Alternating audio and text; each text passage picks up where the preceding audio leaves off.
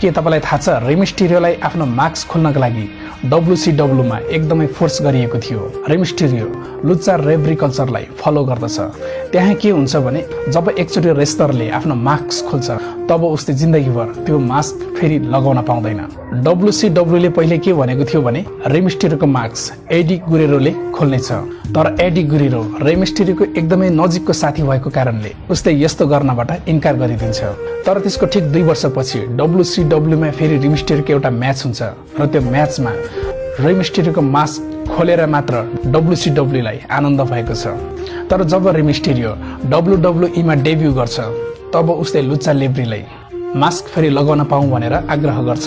त्यसपछि लुच्चा लेब्री कल्चरले उसलाई फेरि त्यो मास्क लगाउनको लागि अनुमति दिन्छ र फेरि त्यही मास्क लगाएर रेमिस्टेरियो WWE मा डेब्यु गर्छ।